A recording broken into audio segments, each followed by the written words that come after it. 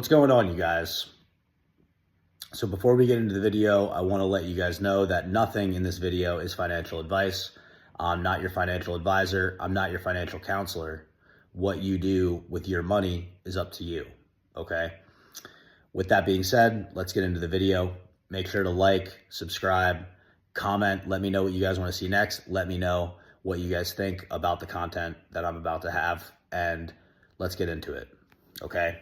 I'm answering a question today from somebody in the block, okay? Somebody in the Telegram chat, and I highly recommend you guys get into the Telegram chat, by the way.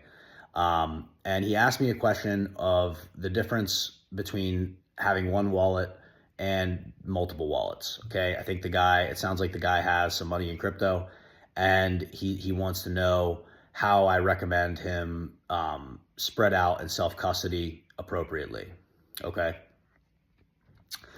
And it's a loaded question, guys, because it depends on a lot of factors, okay?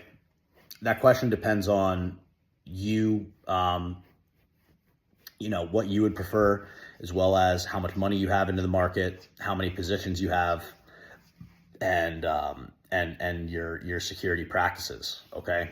So we're gonna start with the amount of money that you have allocated, okay?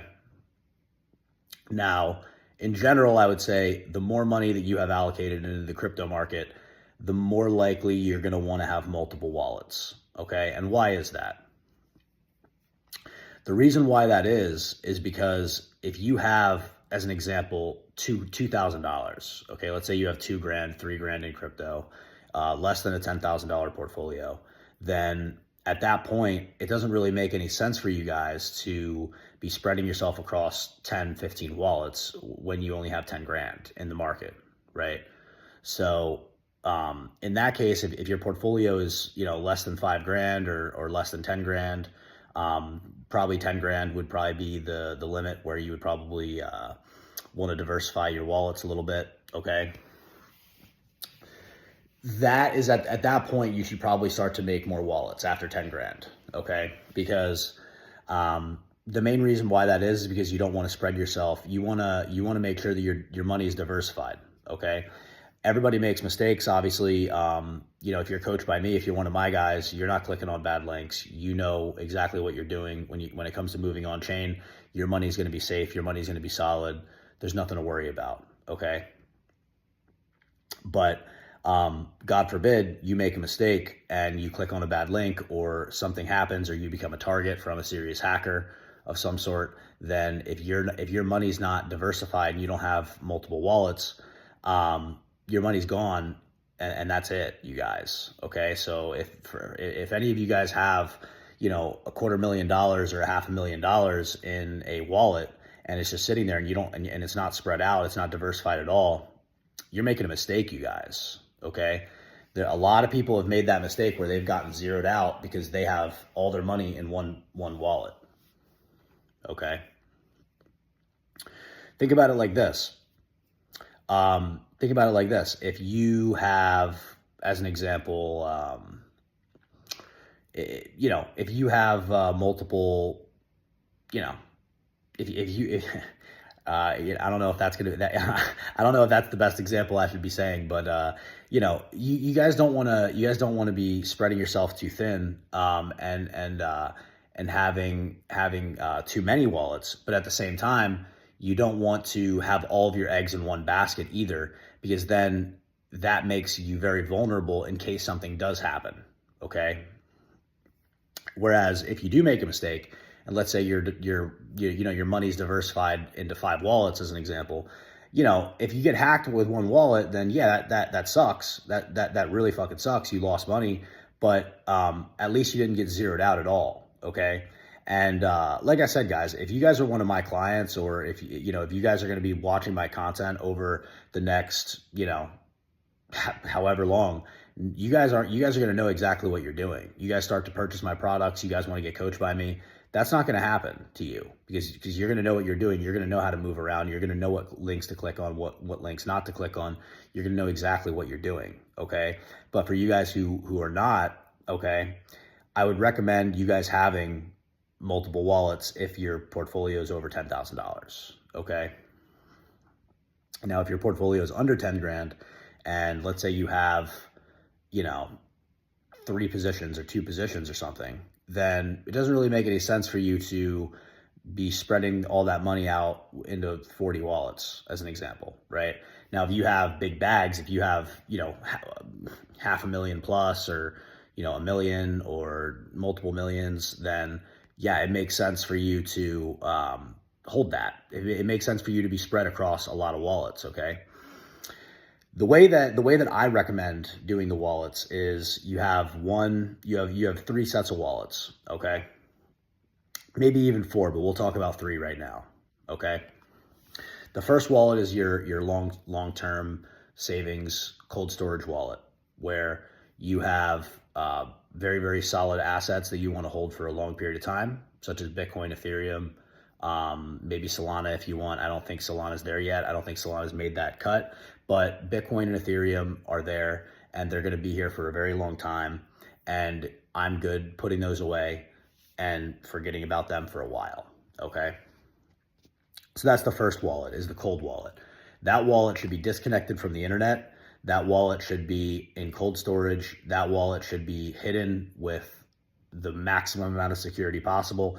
And to be honest, nobody should even know that you have that money, okay?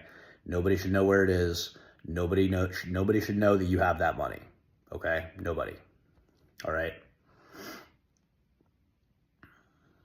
Number 2 is you have the hot wallet. All right, so this is basically where this is the wallet that you're going to connect to the internet, and you are going to, you know, mess around with DeFi. You're going to mess around with, you're going to mess around and interact with some apps. The way that I personally like to do this is I like to create 2 different types of hot wallets. I like to do a slush fund, and then I like to do the altcoins. So if I have, let's say as an example, I've been talking a lot about Sonic, right? Or Solana, okay? So I'll have 2 hot wallets for Solana. I'll have the Solana fund, where basically it's a wallet with just Sol in it. The main gas token, it's basically like my stack of Sol or my stack of Sonic or whatever the layer 1 network is, okay? And then from there, all the coins and all the apps and all the protocols that I want on that blockchain that are compatible with that wallet, I create a second wallet where all those altcoins are on there, okay? So you have a slush fund, you have a cold storage wallet where you hold Bitcoin and Ethereum, and you just put that away and you hold it. Maybe if Bitcoin gets really expensive, you hold cash instead. All right, you put cash in, you convert the Bitcoin and Ethereum to cash, and then wait for it to drip to drop down. Excuse me.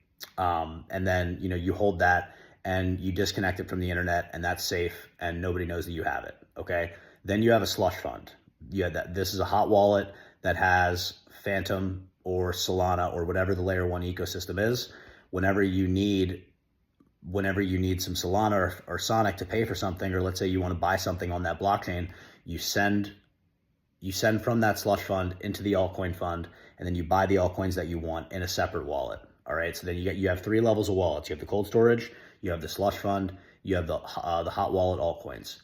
The 4th one, which if you want to do this, you can. All right, this is more of a degen wallet. This is where you do some degenerate yield farming if you want, or you do some like leverage trading, or you do meme coins, or whatever you guys want to do, degenerate gambling of some sort, whatever floats your boat. All right. I get it. It's fun. It's fun to trade meme coins. It's fun to, to play around with money, as long as it's in profits, right? You shouldn't be playing around with money unless it's profit money, right? If you're in profit, then that's fine, but I wouldn't recommend you gambling your whole stack. But no more than 2 to 5% in a position at once. All right. So that's basically what it is. Okay, you got the cold storage, you got the slush fund, you got the altcoin wallet, and then if you really want, you got the degen wallet. All right, and depending on how many ecosystems you're involved in, depending on how many blockchains you're in, depending on how many positions you're in, you would do that 4-step process for every blockchain that you're involved with. So you would have a cold storage, which is BTC and ETH. I mean, that's pretty much the same. So you really only have one of those, or maybe 2 if you feel more comfortable with that. But that's your long-term fund, long-term savings account, right? And then you have the slush fund, which is it's basically just stacking the layer 1 that you want, whether that be Polkadot or Avalanche or Sonic or Solana or whatever you want to stack. Toncoin, Sui, Near. There's a lot of different options out there that you can be stacking. All right. But you can have wallets for each of those blockchains. That's the slush fund, you guys. You guys should have a slush fund for each network that you're involved in, right? For me, it's Sonic, Pulse Chain, Solana, of course, and that's pretty much those are pretty much my niches. Those are pretty much the blockchains that I choose to work on. But I have friends who like AVAX, Avalanche. Cool, like there's nothing wrong with that, right? I don't get too worried about the tribalism stuff. I know what I like and I stick to that, and I'm niched and I have a good team and that's it, right?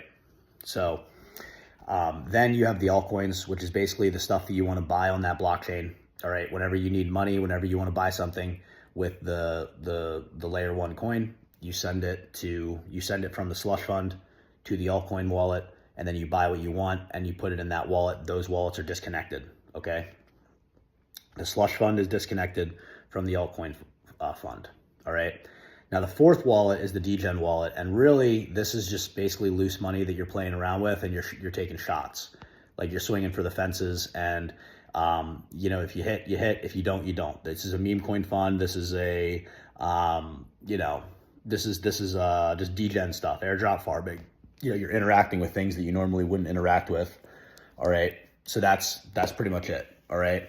So that would be how I would, that's basically the organization for people that are higher up. Now for you guys who are 10 grand portfolios, 5 grand portfolios, there's benefits and negatives to each. Okay, the thing about having a ton of wallets, let's say you have 30 wallets or you have 40 wallets and you have all your money spread around, is it is a pain in the ass to track it, you guys. All right, it is. You have to really, really take responsibility for your money and take it seriously. All right. So I hope that makes sense. Now, if you don't want to deal with that, then you would rather just hold it in one wallet or hold it in multiple wallets. That's fine. Just make sure that the wallets that you have are very, very secure and nobody can steal them from you. Okay. It's very, very important that you guys, if you only have a few eggs, you better watch those eggs carefully, you guys.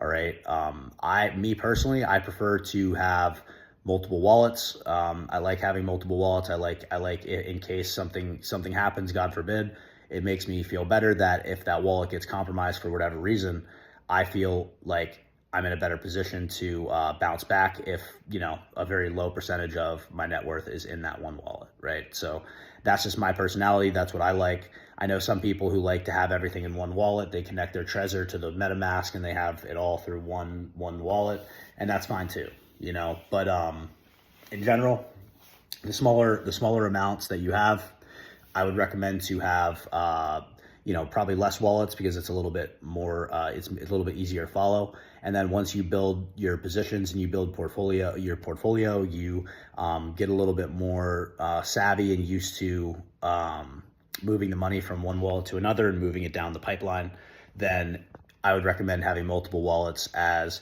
if you make a mistake, and most people do make mistakes at some point, you guys. All right. I would recommend to have that. All right. I would recommend to do multiple wallets and maybe create a setup that my guys have. All right. So I hope that answered your question, brother. A little bit of a loaded question, but I think I went in pretty good on the different types of ways that you can organize your wallet. All right.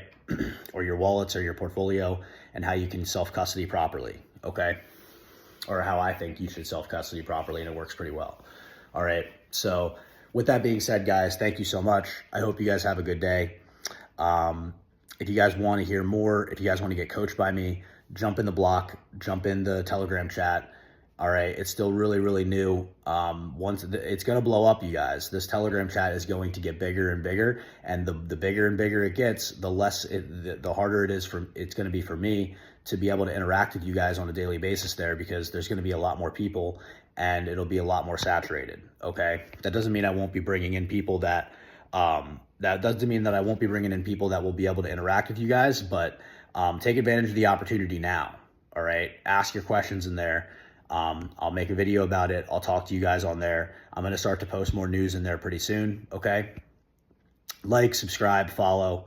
All right, all that stuff. All right, I hope you guys have a good day. Bless up.